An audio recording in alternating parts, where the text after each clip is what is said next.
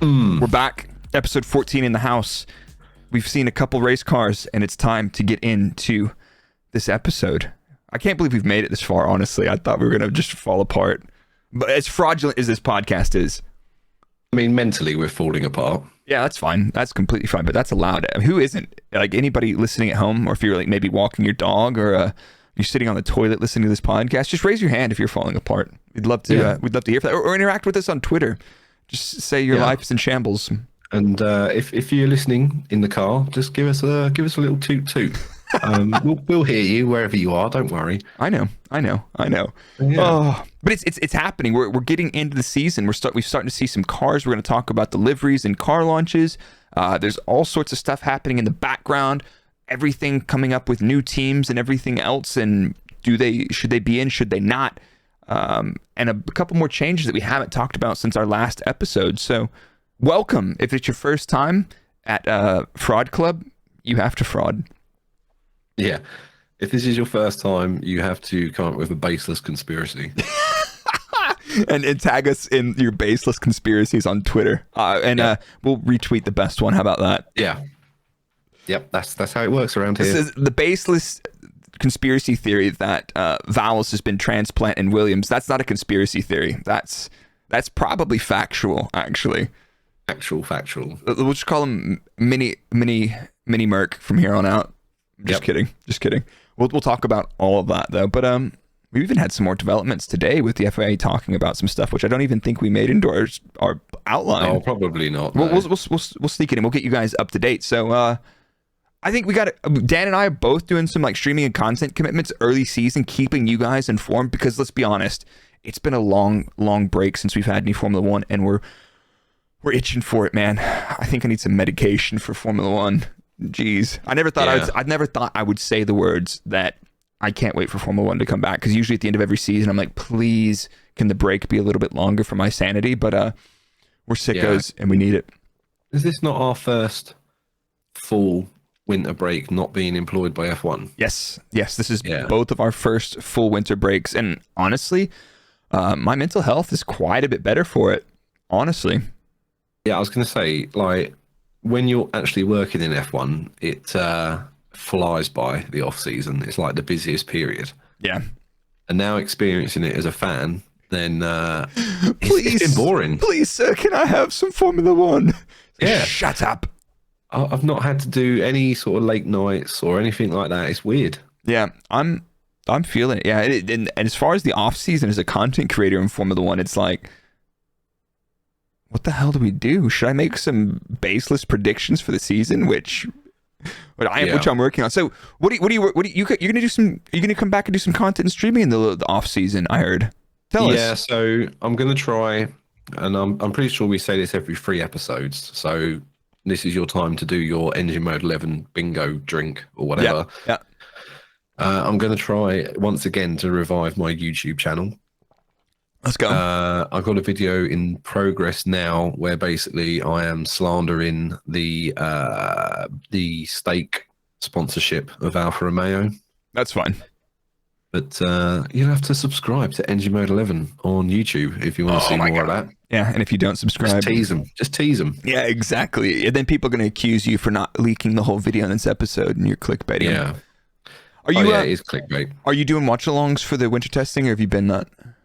Yeah, no, I was going to do winter testing for. I'm going to stream it on YouTube rather than Twitch this time, though. You're focusing on the YouTubes. Yeah, I think I'm too busy. I don't have time to commit to regular streams. So fair enough. It's gonna have to be YouTube, I think. Fair enough. Rock and roll, dude.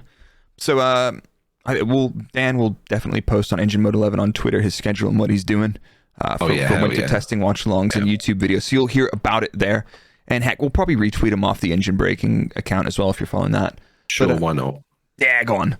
I think I've got a couple of pieces of content coming up and some stuff that I can't talk about yet, but you will know about soon. Tomorrow also, I'm going to do the next 3 weeks until winter testing starts. I'm doing watch-alongs with multi-viewer on my Twitch stream. So we're going to watch some classic races, and we're going to start tomorrow, Friday, or today for you if you're listening on audio, it will be the 2012 Barcelona Grand Prix. Pastor Maldonado might have won a Grand Prix. Williams' garage burned down, and it was your favorite fraud's first Formula One race at the track. So we're going to relive that, watch that over on the Twitch stream at twitch.tv/BRRRAKE. But that's it. We got some YouTube stuff in the pipeline, and we're rocking and rolling. We got a lot of stuff in the episode. We've got MBS. He's got some stuff going on. Mick Vries, Williams team principal. We're going to talk about the livery launches or car launches as they are. And then even a little bit about what the FIA has just said about the looking for some teams. So we're gonna dig into all of that very shortly.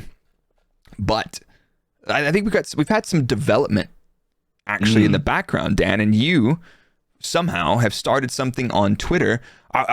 Chat. Did I? What did I do this time? Well, let's put it this way. Oh yeah, I know what it is. Let's put it this way. What does Ferrari, a Fiat, and James May have in common? Anybody listening on the Twitch stream right now, let us know what you think. But anyway, Dan, can you elaborate on this, because this has gotten quite serious, and I think we've even potentially roped Vincenzo into this. Yeah. So it started that my insane unreasonable bets for the season have started. So Baseless, just completely vibes only. Yeah, so most people know, if not, last year I said if Mercedes win a race, I'll shave my beard off. And of course, I nearly managed to make it all the way through the season until Russell terrorised his way to the top step. Cool, blimey, governor. Oh. So I came out early because I waited to see pre-season testing, right, last year. Sod. But we've gone, this time we've gone all in before we've even got any cars on track. So I started off with a relatively reasonable. I said, look, if Lance Stroll gets on the podium this year, I'm going to down a bottle of maple syrup outside the Canadian embassy. And then all the rumours came out about how Ferrari have got like an extra 30 brake horsepower and all this. And this is our year. But in Italian, obviously. Yeah. And I was like, right, listen, if Ferrari win the championship, I'm telling you now, I'm going to buy a Fiat Panda and I'm going to drive to Maranello and give them an apology letter in person. Hand-delivered, handwritten apology letter? Yeah, okay. Yep. And that upset a few people in Italy. When I say a few people, I mean like the Italian's largest newspaper did a whole article about it. And then I asked, I put a photo up of the Fiat Panda I found that I was going to buy early, just to hedge the bets. And I said, oh, guys, you got to like this. So, my wife gives me permission to buy it. And in the end, James May of Top Gear fame found it. He basically said, Dan's wife, you need to let him buy this. And then a few days later, I went to the corner shop, my local corner shop, right? The guy knows I used to work in F1, but he doesn't know anything about my Twitter or whatever like that. Anyway, I come in and I can't remember what I was buying, but I put it on the counter and he goes, have you bought that Fiat Panda yet? I'm just like, oh, wait, have you been talking to my dad or something? And he was like, oh no, I saw James May was talking about it on Twitter and I realised it was you. And I was like, oh, for God's sake. So yeah. I love that, mate. That is so good. Well, there you have it. We've got this whole thing. So now you've set up the stakes, and it's if they win the championship, drivers or constructors, either or. Yeah, but it's got to happen either way now, doesn't it? Yeah. No matter what. So what if they don't win? If they don't win, maybe we do the trip anyway. Yeah, and then if Red Bull win, maybe we just take them a can of Red Bull and just leave it in reception. We'll take a can of Red Bull out of the MK Milton Keynes factory reception. Yeah, go to reception, say, hey guys, we're just having a look around, looking at the trophies as you can do. And there's a fridge up front for guests. I'm a guest. I don't work here. I'm a guest. Please don't call the cops again. Yep. And I'd like a can of Red Bull. We have to see if we're allowed past the gate security first. Yeah, and but you could park off site and just walk through the campus though, because it's. Yeah, but if they see me and you, we might get rugby tackled. Nah, it's fine. It's fine. But like it's like one of those things. It's like you collect the sample, the grail, put it in it. Well, I've been woodworking. I'm gonna make a nice box and we'll line it with something soft and Velvet. Yeah, exactly. Velvet box. We'll embroider it, and then we'll deliver it to Maranello. And then I'd like to go on a tour of the museum because I've never been. Yeah. I've never been. And so we've also roped Vincenzo into it because he was the person I made a bet with. In regards to the Ferrari, because he said, "Oh, okay, come on, Dan, stop taking the mick out of the Ferrari fans." Yeah, go on, lad. So I said, "You know what, Vincenzo? Fair enough. I'll make you this bet." And then when James May and everyone got involved, I said, "You're stupid if you don't think I'm involving you in this now." He loves it. He said, "Look, you just let me know when I'll fly over, and we'll have a little drive." Love that. Is it gonna get modified at all? Maybe just some branding, maybe some sponsorship packages. Yeah, maybe. I think we're going to have to put stickers on it to hold it together, to be perfectly honest. Mate. We nearly found one. There was a really nice Panda. It was classic 1991. It was an Italian import as well, so it would have been perfect. Oh my God. Driven it back to the homeland. Yeah, exactly. But sadly, we were beaten to it. So bummer. The search is still on for a Panda. So if anybody has any great ideas for how to better activate this or any games or gimmicks, it's definitely going to be content. We're going to have a laugh about it. Live streams from Italy. I'm just kidding. I'm not going to live stream. That would destroy my data plan. But anyway, that's happening and it's chaos. What you're fucking nuts. I mean, shaving the beard was tragic enough, but this is going to be great. Yep.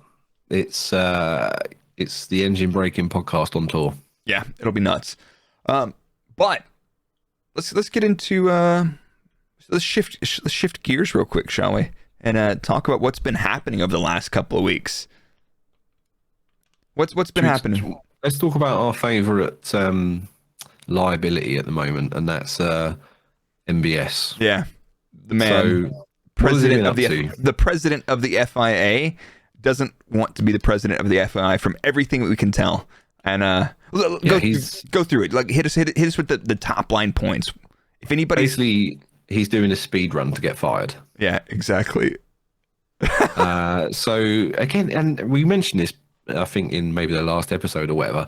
But he's done it again. He's tweeted from his personal account rather than like any FIA account. But he put out a tweet saying that the 20 billion price tag on F1 is inflated. And keep in mind real quick, the FIA is not the rights holder of the sport. The FIA is the governing body, and FOM, or Formula One or Liberty Media, they own the commercial right to the sport. The other people are just like, hey, we do the rules and we'll make sure the tracks are okay, the cars are legal, and we'll do the policing of the sport in terms of marshalling and all this stuff. We'll make sure that's all fair and transparent and all that stuff. So they can't do that right. But now the president of that is like, oh, by the way, the shit costs too much. And you're like, wait, mate. How would you know for a start? Who are you? And what are you trying to do? First of all, because there's an angle. There's got to be an angle.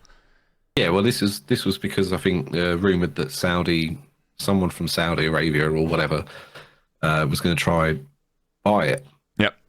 Because they've been on a bit of a buying spree at the minute.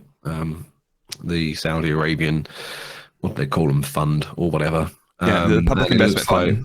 That's the one, yeah. And it looks like F1 was their next target. And it was like, oh, apparently there's like a 20 billion price tag on it. And this is when he came out and said, you're having a giggle if you think F1 is worth 20 billion. Yeah. It's a big increase because Liberty Media bought it for 4.4 billion in 2015, I want to say. Yeah, it's been a while. So, I mean, what's that? 6-7 years or whatever? I can't do maths. My head's mush today. Yeah. So, yeah, it is quite a big jump. So, yeah, and then obviously he tweeted that out, and then next thing we know, Liberty Media lawyers have got involved, and apparently they sent a letter to the FIA threatening legal action over the comments, basically saying, could you please not do that? Yeah. And here's the one thing I've seen two parties on this, our favorite social media dumpster fire of Twitter. There's some people that are saying, what's Mohammed doing making all these comments about it? Like, why is he speculating on the value? This is not his job. He's doing nothing. And he's just pissing off the people that own the sport and potentially, potentially damaging the sport and bringing it into question. And on the other hand, are people like, yeah, but he's doing a really good job. He's trying to get another Formula One team on the grid. And it's like all the other stuff that we've had pile up, and we don't need to go back through all of it, but all the stuff that he's been pushing through and all the agendas that he's been pushing, and just he seems a bit lost to me. And then people are like, yeah, but he wants to bring in some more teams, so all that stuff's fine. I'm like, I don't know, man. Not sure about this one, dude. Not sure about this dude at all.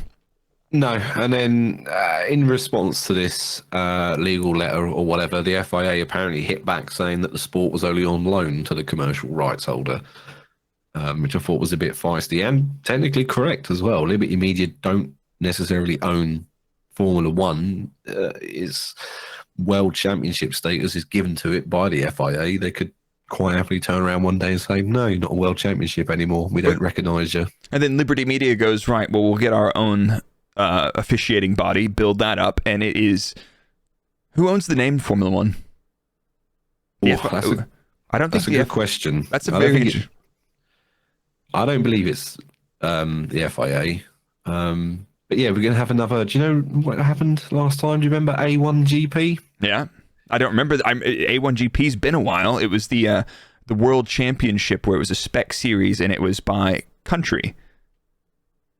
Yes, it was what was it? It ran from 2005 until 2009, which is a lot longer than I thought, actually, to be honest. But yeah, it was that all came about because of some row they had, and it didn't really work out very well. No, so that's why it died pretty quickly. But anyway, so but what happens if you stand up to Liberty Media, Blake?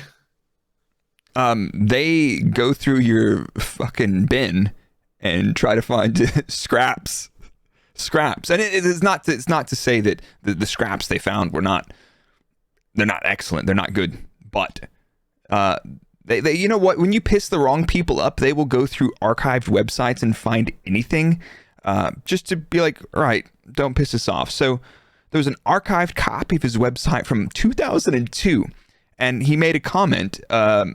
And he says, I don't like talking about money. And then, quote, nor do I like women who think they're smarter than men, for they are not in the truth. And this was, this is 2002. This is a while ago, right? And yes, people can change, and people, hopefully, he's a better person than he was 20-something years ago. But that's what happens when you fuck with these people. They will dig through. And surprisingly, that's all they dug up. It's like, was there nothing else? Because that's not good. That's not ideal. No. So, but one thing I found interesting about this, right, and don't misconstrue this as me defending his comments or whatever, but there's been no evidence of this actually being said on the website. Like, I think it was the Times that reported it, saying it was on this archived copy. Yeah. But when people have gone to look for it in the archive, it's not there. So I've not actually seen, like, photo evidence that this comment exists. I'm not saying he didn't say it. I'm just saying that it's a bit odd to me why it's not been plastered around everywhere. Yeah. And I don't know. Anyway, it all comes down to money. Yeah. Boom, boom, boom. Yeah. So it looks like he's bit the hand that feeds, or that the hand that feeds has bitten. I don't know. Something's going on, and they're getting sick of him. But at the end of the day, you get rid of him. Who else comes in? No, and F1 saying, or Liberty Media or whatever saying, we would, maybe not officially, but reading between the lines, that we don't want, MBS around in that position in the FIA. But does F1 really have that power to turn around and say, we don't want that guy as the president? The FIA are in charge of so many other, things. I don't know. Was it you or someone else that looked up what has to happen? Because basically there's like 250-something people in the FIA that have to submit a vote of no confidence to remove him from the presidency of the FIA. So it's a really long, drawn-out process. So, and anybody that's saying Flavio Briatore, bring it on. He's got a long history of, nothing but upstanding decisions and keeping the sport completely out of never mind. Yeah, exactly. That's an actual word. Thank you. I was Yeah, thinking about that. I was like, shmush. But someone's just linked in the chat with a link to the archive to say it is there. So maybe I was wrong, and in that case, I apologise. But yeah, it was my impression that no one actually found it. But yeah, anyway, moving on. Sorry, there's some reports coming out that a replacement for him would be the Motorsport UK chairman David Richards, and you may also know that name for running Pro Drive. You do all the World Rally cars and things like that. And also former BAR team principal, was it? Correct, yeah. So that was the predecessor. You didn't just read that off the note, did you? Nope. No, I knew that because BAR was. You're so smart. It was the predecessor of Mercedes to Honda, then BAR before that. The old going way back. Yep. Smug. Good notes, by the way. You like the notes, do you? Yeah. Yeah. Thank you. We've got a. I think that covers all the drama, unless there's anything that's developed within the last 30 minutes, which, to be honest, could be perfectly possible. Yeah, no, it's definitely possible. Like, I think the FIA's even put out some stuff about the new team process, which I'll go through. I've got an article up from Sky Sports, which I just saw this on the train when I was heading in. I've been out this afternoon, but we've got another situation that we might have seen that we saw last year. Remember how last year Nick Vries basically drove for every single Mercedes team? Yes. He was hawked out quite a lot. Yeah, well, he's Mercedes' new golden boy. So Mick Schumacher is taking up the role as Mercedes reserve driver, and Mercedes being engine supplier, they can also say, you know what, you guys need a reserve driver. We'll let you borrow our guy because you're using our engines, and we're kind of a small family thing. So Mick is also been allowed to be the official reserve driver for McLaren. So that's something that we saw De Vries getting like loaned around, and Mick could be that guy next year. And it's kind of in their interest if they've nominated reserve driver. If you get any chance to get your reserve driver in a car, get him in a car. Doesn't matter. And that makes sense. And that makes sense with De Vries. But that goes to show you that, people criticize, for example, Red Bull for having a sister team, which arguably there's things that you can do, but for the most part, you really can't do much now. A lot of that stuff is super closely policed, what information you can share, which is basically nothing. You can literally sell them parts, and I think those parts should be available. But an engine manufacturer, on the other hand, they've got quite a few teams, so they're like, yep, you can drive. So super interesting, but will we see? I wonder if because Nick De Vries drove for Aston as well, didn't he? Yeah, he did. Aston, Williams, Merck. I wonder if we see any FP1 sessions with Mick this year.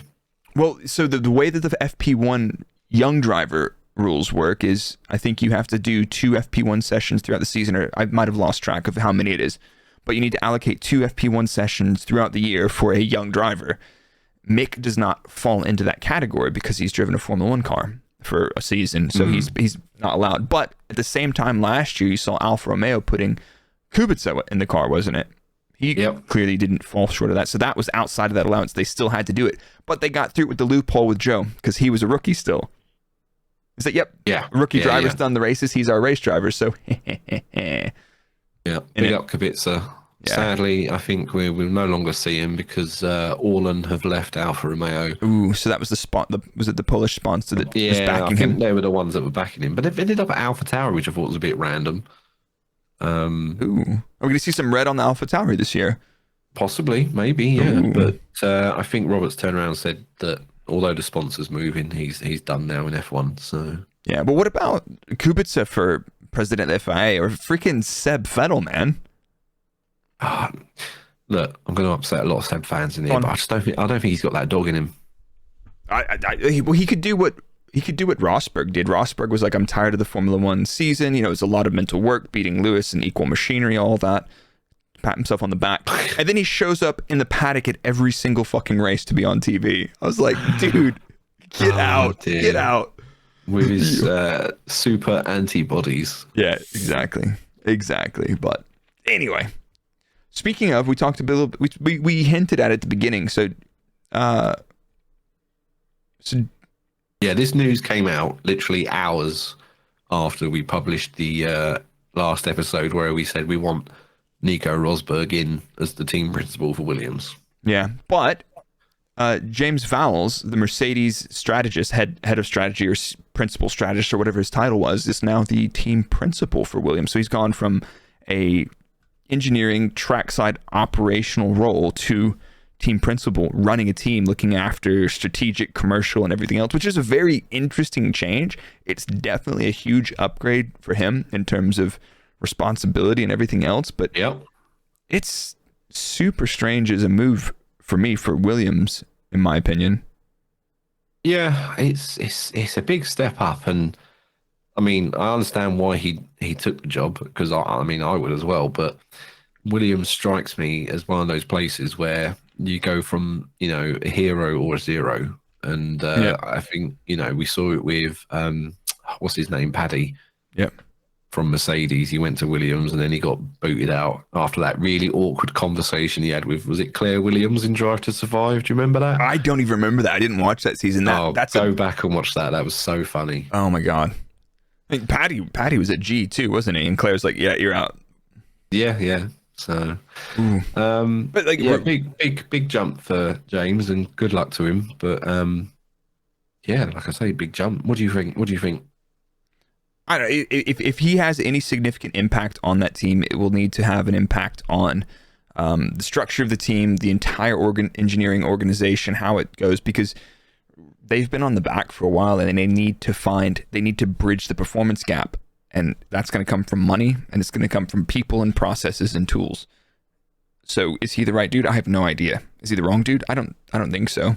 But that's super interesting as an appointment. Are you ready for our first baseless conspiracy theory of the episode? Yeah, go on. That I believe that James has gone to Williams to build up some experience so he can come back to Mercedes when Toto retires. Has Toto expressed any interest or like retirement plans? Has that even been mentioned? I don't think so, but he's not getting any younger. How old's Toto? Toto's not a spring chicken, is he? Let's have a look. Toto. Oof. How old are you, son? He's not 60. Are... He's no, he's 51. Okay, 51, so I guess he's got a while in him. But yeah, he's got plenty of time left. Yeah, well, I'm going with my baseless conspiracy. I think that's probably not stupid. At the same time, like, yeah, so Mercedes isn't going to replace him. And Wolf says the team basically has enough depth and breadth in their strategy and operations department that they don't need to replace him. So there's also people mentioning that he probably had a lot more of a role other than just strategy and operation, but I haven't seen that in the past, so I can't speak for that team because I don't know how their technical structure works at the track. But that's an interesting one to have somebody that does strategy and operation and performance in one person. But I can see how that would work. Maybe. I've just never seen it, so. Yeah, and in regards to, like you say, Wolf saying the team's going to rely on their existing group, apparently James hasn't been doing that job for the last 6 months anyway. So I don't know, maybe maybe did he sneakily stick his notice in halfway through last season? I don't know. Yeah, and they haven't. One thing that I saw was fucking hilarious on Twitter was the toxic part of some fan bases were like, yeah, good riddance. Yeah, he was, scapegoating him for a bad year. I'm like, get a reality check, man. Get a reality check. But, they're like literally, as soon as somebody leaves, they're dead to them. But hopefully he does well for the team because they need some help. Yeah, and those toxic people, they either need to touch grass or smoke it. Or both. Yeah. I get it. You know what? I think we're hitting about the middle of the episode, dude. What are you saying? Would you like some prime lined up advertisement? Oh yeah. You ready for me? Yeah. Guys, hang tight. We'll be right back after a word from our friends. Hello. Me again, just interrupt your podcast episode.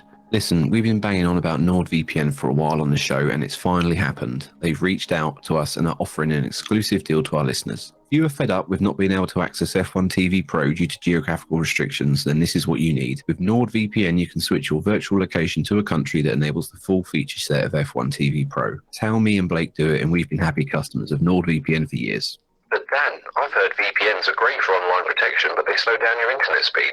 Come on now, it's 2022. I can stream a multitude of F1 TV HD feeds while hosting a watch-along on Twitch with no issues. Furthermore, NordVPN prevents my internet service provider from bandwidth throttling, so I can actually use my internet connection at the speeds I pay for. They have an app for smartphones that's easy to install and use, plus it's only the price of a cup of coffee every month. So to get a huge discount off your NordVPN plan and 4 months for free, visit nordvpn.com/engine. It's completely risk-free with Nord's 30-day money-back guarantee. So give it a try, and if you like it, great. If you don't, you can call us frauds on Twitter. Simple. Now back to the episode. Seamless, flawless. And I've got to say, all of my F1 TV Pro has been awesome, and I couldn't use it without Nord. And then also that using multi-viewer as well. Oh my gosh, that's been awesome, because I've got basically the entire Formula One pit wall on my screen, and that will be featured on all of the race watch-alongs from this season. And when we do some historic watch-alongs after 2018 or 19, that'll have the data. But that's going to be awesome. And also the first watch-along will be tomorrow, Friday, 3 p.m. UK time. We're going to go back to 2012 Barcelona using multi-viewer's new watch party feature. So you guys, I'll send you guys a link. You guys click it, and when I hit play, it plays for you guys. If I pause it, it pauses for you guys. So rock and roll. It's the only way to do it, and it's the only way I'm going to do it. Yeah, rock and roll. I'm super excited about that. And Nord, thank you very much. And multi-viewers in the live stream right now on twitch.tv/Brrrake hanging out as well. But yeah, thank you very much, Nord. Right, so we've got valves moving. What else? We got some Vries is in potentially a little bit of trouble, and this is not usually something we talk about, but we saw it come up, and it's like, that's interesting, but it's racing, so what do you got? It's interesting, but it's also a very common scenario. So Nick de Vries is currently under a lawsuit, or is facing a lawsuit, should I say, because a Dutch real estate magnate, and I did have his name written down, but I can't remember what it was now, and I cannot pronounce it. But he basically loaned Nick 250,000 euros to support his junior career. Yeah. Now, the issue apparently is that the AlphaTauri driver withheld information and breached agreements relating to the loan agreement from 2018. So the loan agreement came with 3% interest per year, which Nick has been paying. Apparently, that's fine. And it also comes with a cut of future income from F1 activities, which I believe someone said it's up to like 50%, which is pretty wild. Oh, no. Like 50% of your income as an F1 driver. Ouch. But it was stated that the loan would be waived if de Vries doesn't have an F1 seat in 2022. Now, the issue has come about where they're saying, well, actually, you did have an F1 seat in 2022 because you were a reserve driver. You did the who did was it Aston Martin? Yeah, he did a race in the Aston. And then the Williams as well, didn't he? Yeah. Or was it an FP session? Anyway, whatever. He drove the Williams in he Monza. Scored because he scored the point, didn't he, or whatever? Yeah, and Ben Latifi, poor lad. Yeah. Oh, sorry, I choked. That's how surprised I was. How can you say negative things about my Latifi? I can't believe it. My bad. But yeah, so basically they're arguing, well, that is a seat, so you owe us 50% of whatever you made last year or whatever. I don't know. But what I'm saying is fairly common is that a lot of the young drivers take these sorts of deals and things like that to get into the categories and things like that.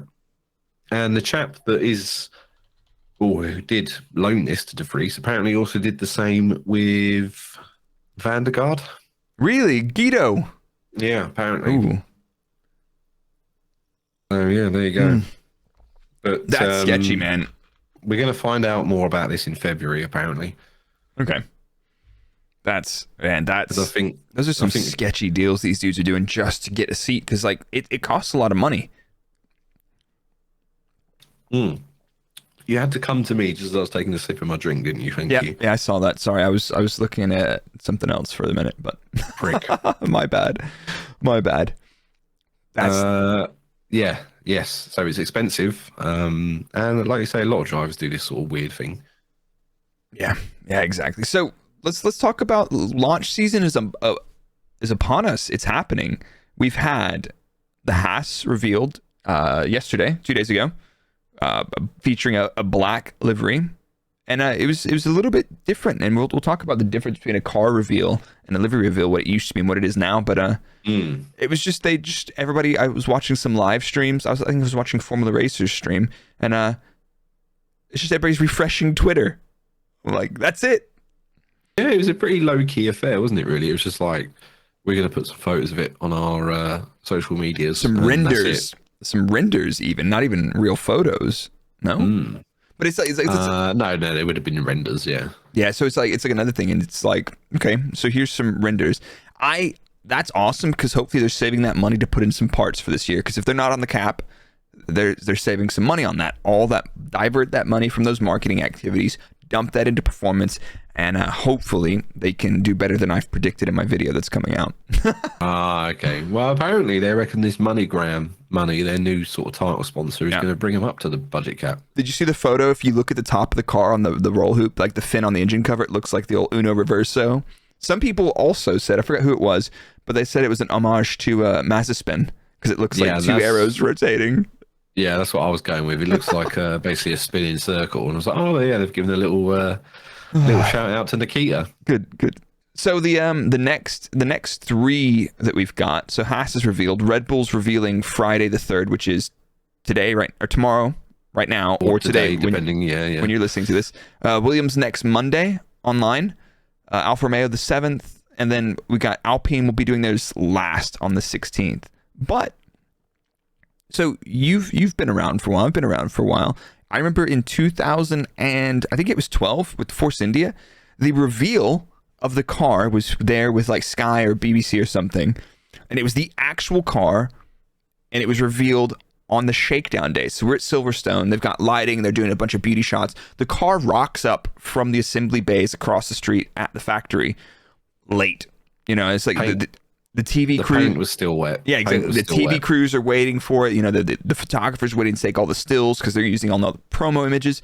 And that's how it used to work. You know, you're last minute, rolling it out, firing the thing. You fired the thing up. You've bolted the bodywork on. Roll it over. Take some photos.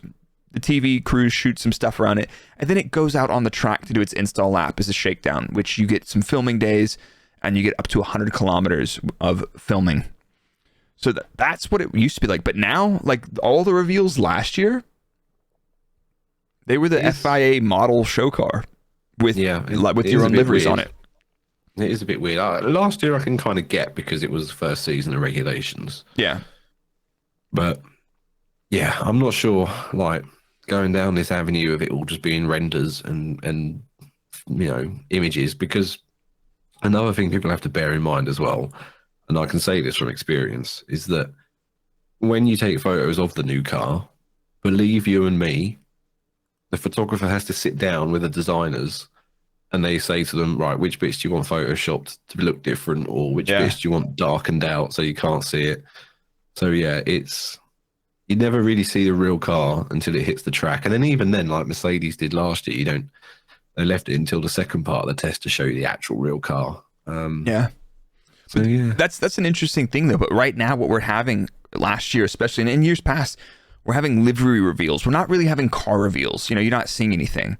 And another interesting thing to think about in terms of the time cycle of a Formula One car development, the winter testing car was like months ago. You know, it's already developed. It's being designed, developed.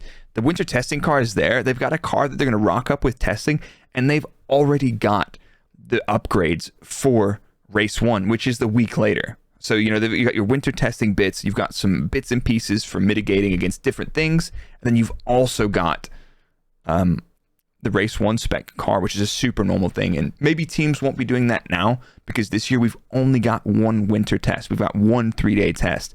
I remember when you had 3 3-day tests, like back in 2012, 13. You know, that was, you'd go something like Barcelona, Bahrain, and there was 2, like one, it was Bahrain, Barcelona, or something like that. And it was absolutely freaking crazy. But yeah, it's different now. And the cars this year are just an evolution of last year. There's no major changes. I think we've got Pirelli's bringing a new front tire, which should have a little bit more front end. We'll see. And then they've made some changes to the floor to mitigate against the porpoising issues and make them not let people push the floors as hard where they were getting unstable. Yeah, the edges of the floor have been raised by 10 mil, I believe. I think was the official stat. Yeah, so a little bit more of the anti-porpoising stuff, but realistically, these cars are just an evolution of the last one. Like, I think a lot of teams are using the same chassis as well. You know, the chassis are the survival cell structure, and then you kind of bolt on the bodywork and fairings and stuff, and everything else bolts onto that. But I'm pretty sure a lot of teams are using the exact same chassis this year, which was part of the plan.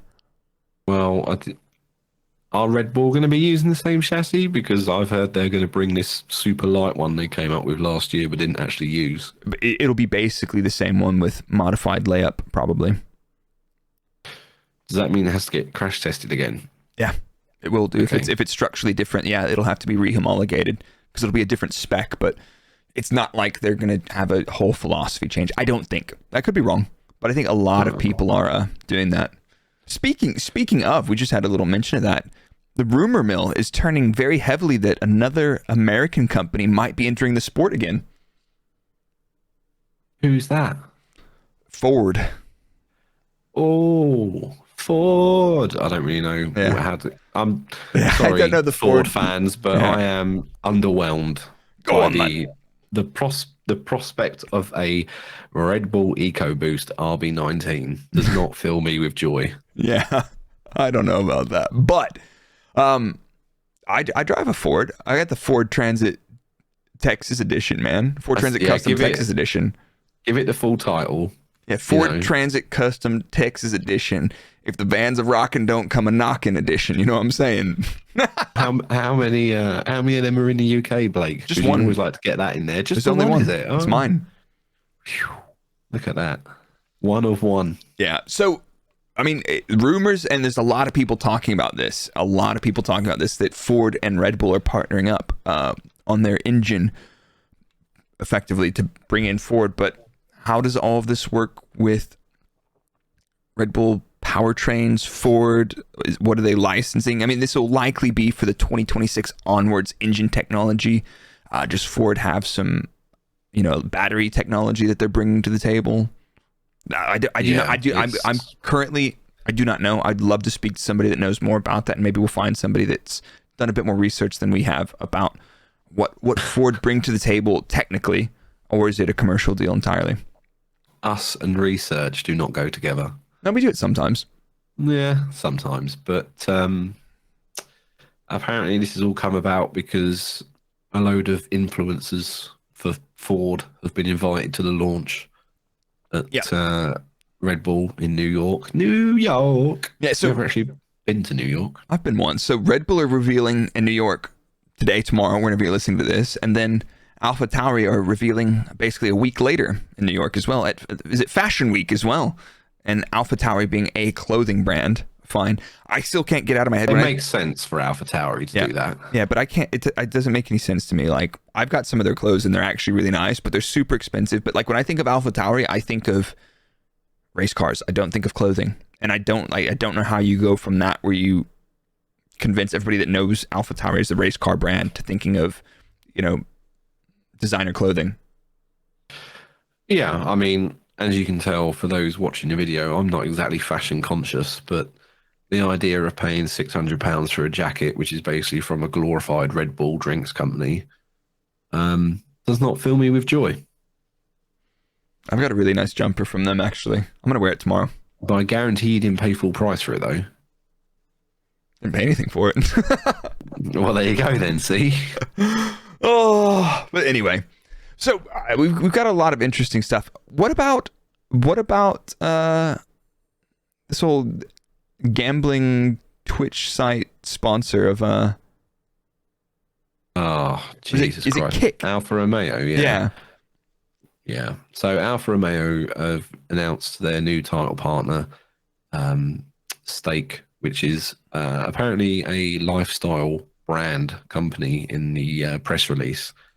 But if you don't speak marketing or PR, that translates to a crypto gambling website. Nice. So I say hilariously, but a lot of people are saying, oh, this is Rich Energy Part 2. They could not be further from the truth, right? Because let me tell you, I've looked into this. Unlike Rich Energy, Stake have significantly more than £500 in their bank account. Okay. So one of the owners of Stake apparently is the youngest Australian billionaire. I think he's like 27 or something, and he bought the most expensive house in Australia. So they got money, they got cash. Somebody's got some money. Yeah. And they've also announced a streaming partnership with Kick. Now, I looked into this, and Kick is literally a clone of Twitch, which is what we're recording this on now. I've got the Kick website open, and I'm struggling to see that it's not Twitch. Everything about it is so similar. And it's pretty interesting because Twitch recently just announced some massive changes to their online gambling. So a lot of people will stream slots and other gambling things, and Twitch has clamped down on some of those partnerships, and they've regulated that a lot more. And then Kick have basically made a Twitch clone website that is not restricted in that sense at all. So and I go into all of this on my video that I'm doing on YouTube, okay. But basically, and this is a plug for that. Engine Mode 11 on YouTube. Dan is looking at this partnership and the ins and outs of that. Yeah. So, and not everyone wants to watch it, so I'm quite happy to spoil it here for you, but watch it anyway because I need the stats. Yeah, do it. Now, so Kick magically came about after this ban of gambling on Twitch, which the ban came in place literally because of Stake, who were paying streamers and influencers to gamble on Twitch with money that wasn't even theirs. In the end, it turned out the balances were fake. They were literally just like play money.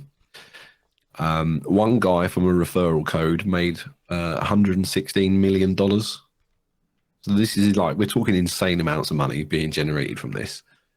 And sorry, yeah, the Kick website came about magically like 2 days after it got banned from Twitch. It's no surprise that it looks to have been built from the leaked code source of Twitch that happened in 2021. People have dug into it, and there was even some parts of the Kick website that still referenced the name Twitch. So, right. This is hilarious. Like, this couldn't get any more sketchy. No, and I love it. This Kick website came about because one of these streamers that was doing the gambling on stream was like, oh, I'm going to go make this website or whatever. He came up with it, sort of said, oh, it's me. I'm backed it. I've owned it, whatever. Well, Stake accidentally forgot to update one of their LinkedIn posts trying to hire people for Kick, where they said, oh, Stake have started this new Kick streaming company. Come work for us. And we were like, oh, okay, so Stake do own it. Stake are paying people to play on it. With fake money in the end. Wow. It gets even better. So because it's a crypto gambling firm, they've had to license out of Curacao, which is a small island in the Bahamas, which isn't uncommon, right? Lots of these gambling firms do all this sort of thing. But they're actually based in Australia. But because their license is held in Curacao, and if you look up the address, it is literally a shed, they get around the Australian online gambling casino laws because technically they're not operating out of Australia. They're operating out of a shed. A Crackton in some beautiful island. Yeah. Love that. And because of that, they got really sketching KYC laws. So some people will know what this is about. So KYC is know your client. Okay. And if me or you went to a gambling website that we know, we'd have to give them like a scan of our passport or something that they could say, with reasonable certainty that this guy is over 18 and, he's legit. Yeah. Well, on the Kick website, there are literally people on YouTube speed running how quickly they can get an underage account verified. And they're all doing it under a minute. That's damning. So basically, one guy made a completely fake details or whatever, put it in that he was 12 years old, and he got some kickback because said, we need to see some verification. They didn't say you can't come in because you're 12. They just said we need some verification of like verify that ID. you're a human, not Skynet. Yeah. So he put a photo. He uploaded a photo of Thor from the Marvel films. Now, something as ridiculous as that, you'd think would not get through. No, he was verified in under 40 seconds. Yeah, so, nice. So get your 12-year-olds over on. No, oh my God, please do not. That's crazy. And like, I think you'll go into a lot more detail on that, but that's bizarre. I mean, it's wild. I mean, we've lost all the crypto sponsors pretty much. There's a couple of exchanges still left and some other stuff. We're losing those like flies. Now we've got the super let your kids gamble, whatever's happening. Oh, yeah. Skirting all the money laundering laws. Oh my God. That's mental. But, they're making bank from it. And it sort of raised a bit of not a dilemma, but a very, sort of question in my head. It's like, I could come out with this YouTube video damning Stake for their shady business practices. But is what they're doing really any different from what we've seen a whole bunch of other F1 sponsors do? Let's be honest. Yeah, no, that's an excellent point. But it's like, where as consumers of the sport, when do we care? Yeah. What's it going to take for you to make an impact on the sports bottom line, which is ultimately impacting these companies' ability to use that platform to advertise? Where do you draw the line? Yeah, if we have like companies like Aramco, they've got a lot of controversy around them, Petronas, and I'm sure there's more on others. None of them have stopped us watching F1. Nope. Is Stake going to stop me watching F1? No, it's not. So it's going to be hypocritical for me to turn around and say, oh, look how big and bad and evil this company is, but I'm still going to watch, sort of thing, So I don't know, it's weird, isn't it? It's like, when is enough? I don't know. Yeah. It's a weird line, isn't it? Well, you should see if you can get your toddler an account on Stake and then make that assessment. 100%. Yeah, sorry, love. The kiddo lost all our cash. Yeah, we're gonna have to work, live out of a box now. Yeah, that's fun. But do you want some live breaking news while we're doing this? Yeah, go on. Talk to me. Apparently, Andrew Benson has leaked that the Ford tie-up with Red Bull for 2026 is happening. It's done. It's a done deal, apparently. Who's Andrew Benson? Reporter. BBC. Yeah. He said it's done. Okay, well, apparently it's done. Breaking. Let's have a look. He's literally just tweeted, Red Bull's prospective engine deal with Ford has leaked in the Italian media. The two will join forces as partners for the 2026 engine regulations. Red Bull's 2023 season launches in New York on Friday. No comment from Red Bull. There you go. Why is it always the Italian media leaking all this stuff? Where are the leaks in the Italian media? Find me the leaky holes. What have they got on people to get this info? Yeah, it's like, right, well, that prize-winning horse that you have, it's gonna, The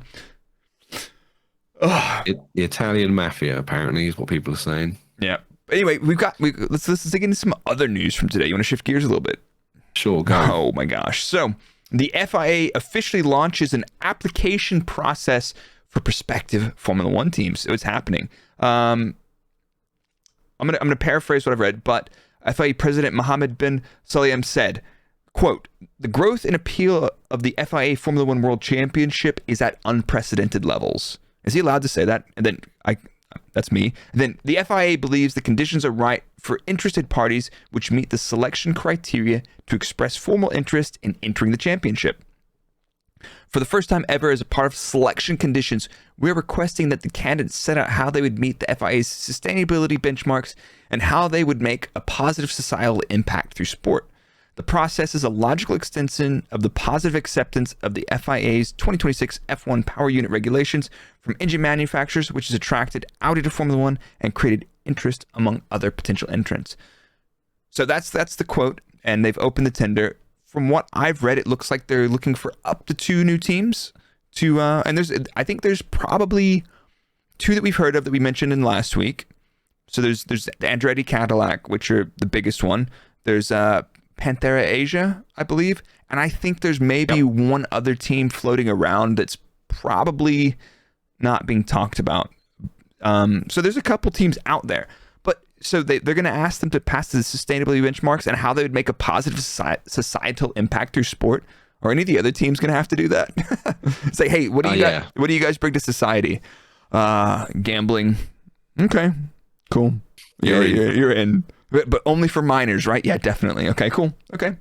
So the FIA are kicking that out. So, and it's basically going to have to be an agreement for those teams between FOM and the FIA to get those teams in. So the FIA will be a part of launching those. That'll be super interesting to see what happens. And I think we're going to start hearing some more about that in the next 2 months. Mm-hmm. Yeah, apparently as well, I've seen that they're going to allow F1 and Liberty Media to have a say in new people as well, which I strongly don't agree with. Yeah, who should have? I mean, but that's interesting you say that though. The other side of that point is the FOM is where the money comes and goes from. So if there's money coming and going in or out of that, I think they should be allowed to have a stand. You think? Well, is it because you could just have? I think all it should come down to is if they can pay, they can play.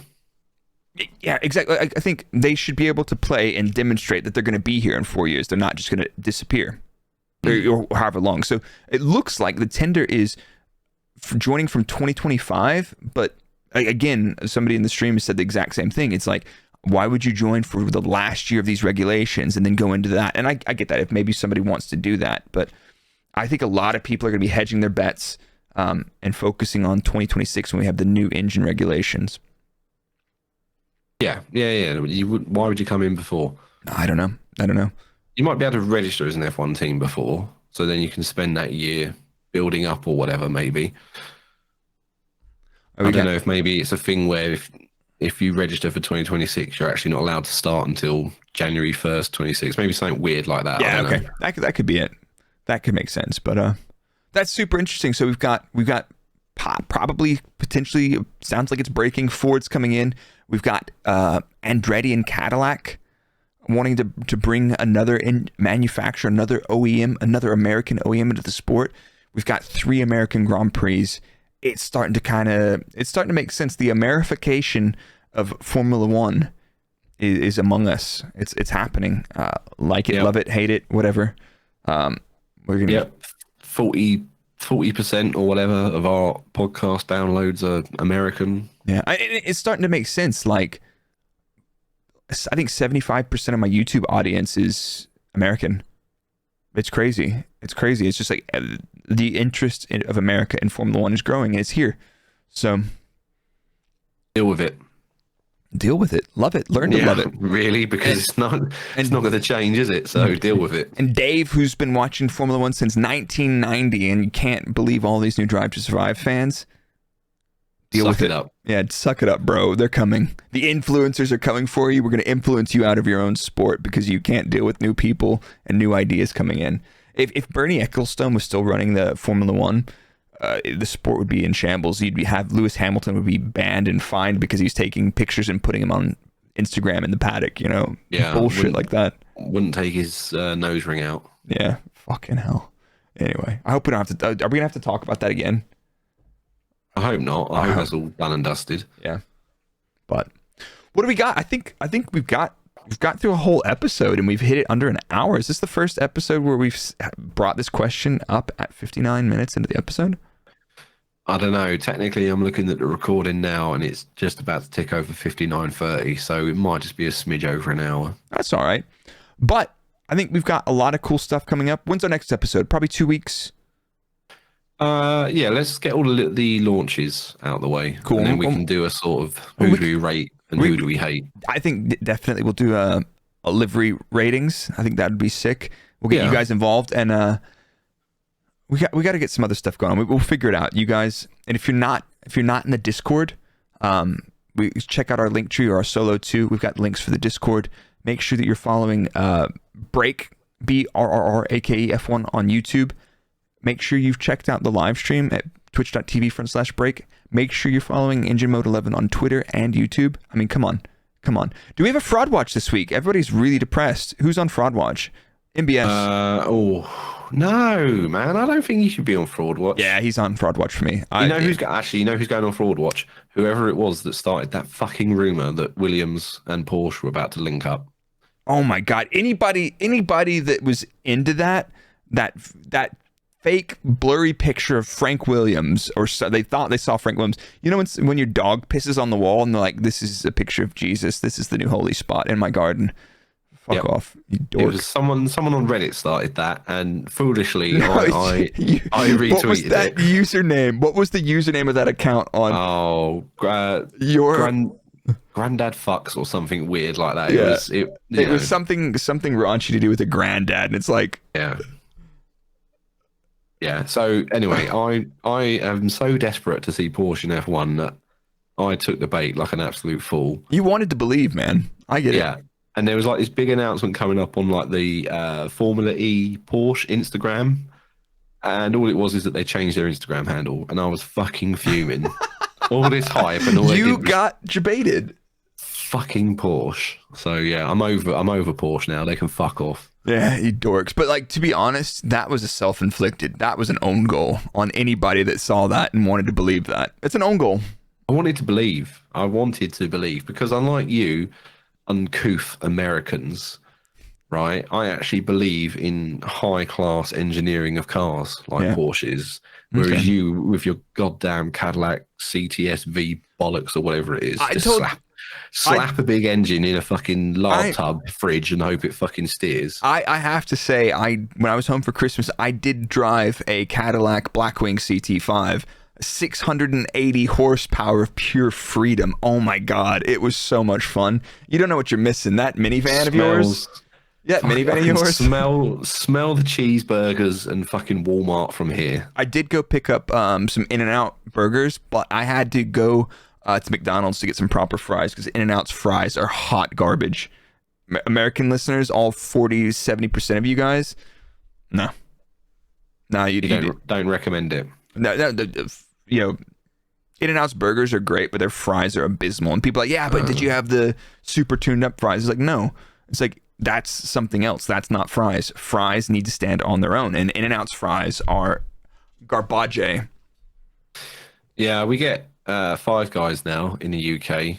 It's quite nice, but it's so expensive. It is expensive, but it's like, here's how I look at that. And I don't know how we're still going. So, I don't know why we're talking about fast food anyway, now, hey. because it's free engagement. People love this stuff. People are subscribing. People are setting stuff on fire in the chat right now. But In-N-Out is a great fast food burger. Five Guys is an okay posh burger. Simple. Okay. Well, on that bombshell and revelation, I think we should call it unless you got anything else. No, I've got nothing. Sterling, if you're watching this on YouTube, my cat is so needy right now. It's 6:00. He's gonna meow for the food. But yeah, we'll see what the cats want to do with I'll maybe get Barry or Sterling to rate some liveries as well.